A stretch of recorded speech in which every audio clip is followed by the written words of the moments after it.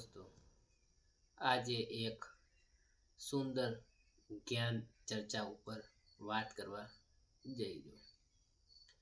હવે દોસ્તો, આ જ્ઞાન જે રહ્યું ને એ પૂર્ણ શ્રદ્ધા અને પૂર્ણ એકાગ્ર મનથી યદી તમે સાંભળશો ને તો તમને આનંદ આવશે અને તમને જગતની અંદર કે તમને માણસોની બી પરખ થઈ જશે.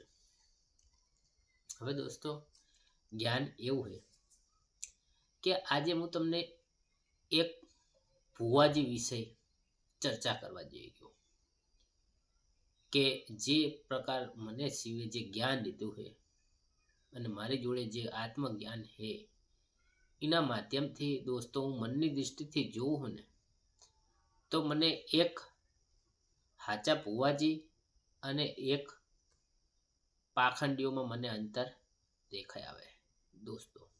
તો આજે હું એ વિષય ઉપર ચર્ચા કરવા જઈ રહ્યો કે પહેલી વસ્તુ તો એ કે જગતની અંદર કોઈને એ નહીં ખબર હોય કેવી કે ભુવાજીનો અર્થ શું દોસ્તો. તો આજ પહેલા હું તમને એ સમજાઈશ કે પહેલા તો વાસ્તવિક અને સત્ય રૂપમાં ભુવાજીનો અર્થ શું છે. ભુવાજીનો મતલબ એ દોસ્તો કે માતાના સેવક. એને કેવળ પ્રત્યેક પલ પ્રત્યેક ક્ષણ જે માતાજીની સેવામાં લીન રહે ને એ વાસ્તવિક ભુવાજી. હવે દોસ્તો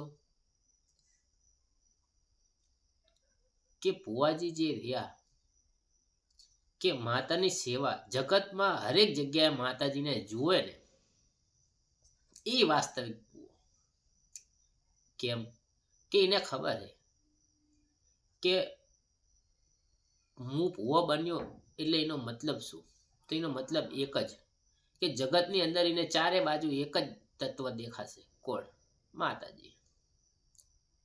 અને જેને આ વસ્તુ દેખાય અને એનું પ્રત્યેક પલ જગતમાં બી કોકનું કલ્યાણ કરે અને જગતની સેવા કરે, હરેક કણમાં માતાજીને જુએ અને હરેક પલે માતાજીને યાદ કરીને હાલે, એ સાચો અને વાસ્તવિક અને પરમ સત્યનો એ ભુવો કહેવાય.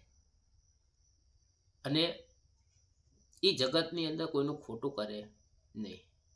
કોઈ બી કાર્ય લેશે ને તો એ સ્વયંના સ્વાર્થથી પહેલા બીજાનું કલ્યાણનો જે વિચાર કરે ને એ ભુવાજી સત્ય.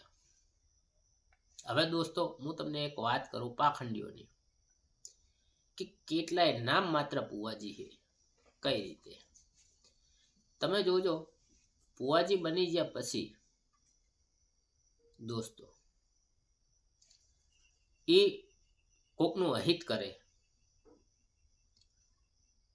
પોતાના સ્વાર્થનો પહેલા જ વિચાર કરશે. જગતની સેવા તો કરશે જ નહીં, પણ પહેલા જ પોતાના સ્વાર્થ, પોતાનો મતલબ અને પોતાની જ જે વસ્તુઓને કામના જે પૂર્ણ કરે ને એ પાખંડી દોસ્તો. અને જગતને જે દખ દેતો હોય ને એ કુદાડો ભુવાજી નહીં.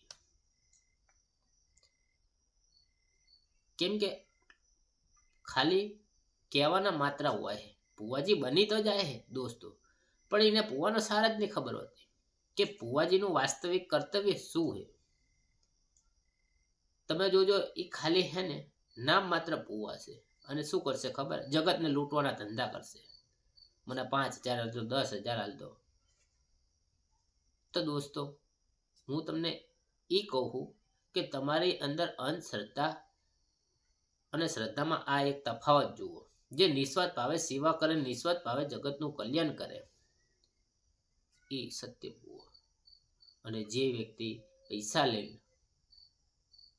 કાર્ય કરે, પૈસા લઈને બધી વસ્તુ કરે તો દોસ્તો અહીંયા સમજી જજો કે ભાઈ આ નામ માત્ર ભુવો છે અને એ કેવળ જગતનું અહિત જ કરશે દોસ્તો. કોઈ દાડો કલ્યાણ થશે નહીં. અને આવા જગતની અંદર ઘણા બધા છે દોસ્તો. એટલે આ એક મારી જોડે એક નોલેજ હતું. અને દોસ્તો જે સાચા ભુવા હશે ને એના કૃત્ય જોવાના અને જે પાખંડીઓ હશે એના કૃત્ય જોવાના. કૃત્ય ઉપર તમને તરત જ દેખાઈ આવશે કે કોણ સત્ય હે અને કોણ પાખંડી. અને એક પાખંડીઓની અંદર એક વસ્તુ એ તમને જોવા મળશે કેવી કે એની અંદર વિકારો બી જોવા તમને મળશે. અહીંયા વાતો કરશે બધી માતાજી ભગવાનની બરાબર છે, પણ પછી તમે જોજો દોસ્તો, જ્યાં ત્યાં કુદૃષ્ટિ નાખતો હશે, જ્યાં ત્યાં એના કૃત્ય તમે જોશો ને તો ખોટા હશે. એના કૃત્ય તમે જોશો ને કોઈ પણ ના, એટલે તરત જ દેખાઈ આવે કે ભાઈ અહીંયા સત હે કે નહીં. તો દોસ્તો હું તમને આ અત્યારે સમજાવવા માટે આ એક મારી જોડે જ્ઞાન હતું શિવનું જે આત્મજ્ઞાન છે મારી જોડે, તો એનામાં હું જોઈ શકું દોસ્તો કેવા લોકોના કર્મ સૂક્ષ્મતાથી કે ભાઈ આના કૃત્ય કેવા છે, સલાહ હાલે હાલે ખોટી હાલે, જગતનું કલ્યાણ કરે કે અહિત કરે છે, એના ઉપરથી તો દોસ્તો દેખાઈ આવશે. તમારી જોડે એક આ થોડુંક નોલેજ હતું તો તમારા બધા જોડે મેં શેર કર્યું. એટલે દોસ્તો મારું તો તમને એ જ કહેવાનું છે કે નિસ્વાર્થ ભાવે જગતની સેવા કરો અને જગતનું કલ્યાણ કરો. ઓમ નમઃ શિવાય.